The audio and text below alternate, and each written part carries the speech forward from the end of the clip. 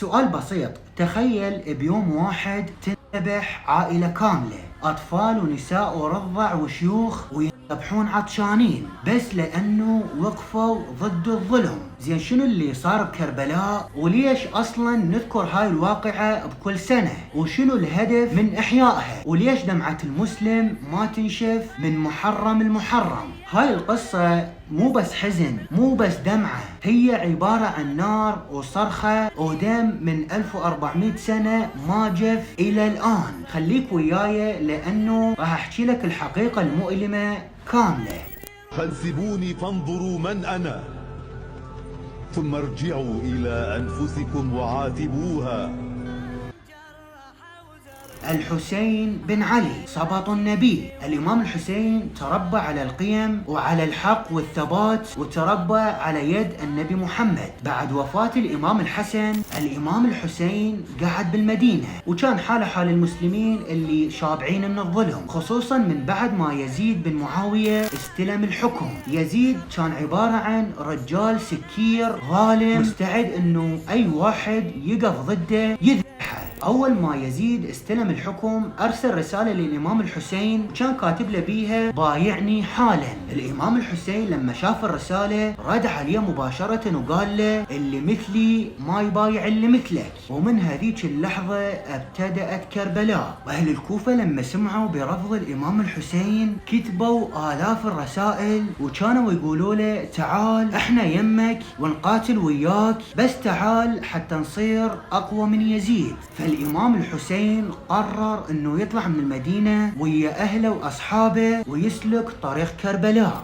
فقبل لا يطلع الامام الحسين قرر انه يرسل مسلم بن عقيل حتى يتأكد. لما مسلم دخل الكوفة فعلا الناس بايعوه ووقفوا وياه، بس شوية شوية بدأ يحس انه الناس اللي كانوا يدزون رسائل للامام الحسين ويقولوا له احنا نقاتل وياك نفسهم بدأوا ينسحبون من الخوف، وبقى مسلم بن عقيل وحده الى ان قتل غدرا. والامام الحسين ما وصل خبر الى ان تقريبا وصل كربلاء، فقرر انه يتوقف هناك بأرض اسمها ألطف. وجيش يزيد بقيادة عمر بن سعد قطعوا المي على الامام الحسين وعلى اهله واصحابه، قطعوا عليه المي 3 ايام. الاطفال والرضع والحريم بقوا 3 ايام بدون مي. ومع هذا بقى الامام الحسين بقى صابر وما طلب الاذن من الظالم ولا ركع ولا تنازل عن مبادئه، لأنه هذا الإنسان فعلا تربى على يد النبي محمد. يوم عاشوراء ما كان يوم عادي، يوم ما كان يشبه أي يوم. صلاة الفجر صلاها الإمام الحسين مع أصحابه 72، وكل واحد من أصحابه طلع وقاتل بشرف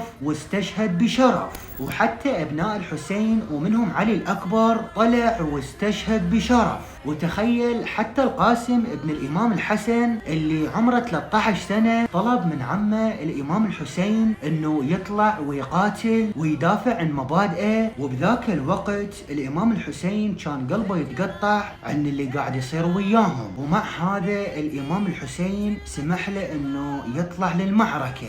واستشهد الإمام القاسم وهو ينادي عماه أدركني. أما الرضيع عبد الله فالإمام الحسين حمل بإيده وقال يا قوم إن لم ترحمونا فارحموا هذا الرضيع. فجاءه سهم ونحر الطفل، واستشهد الرضيع وهو بحضن الحسين. والخيام احترقت والنساء سبيت، وزينب شافت أخوها مذبوح وشافت راسه محمول على الرمح.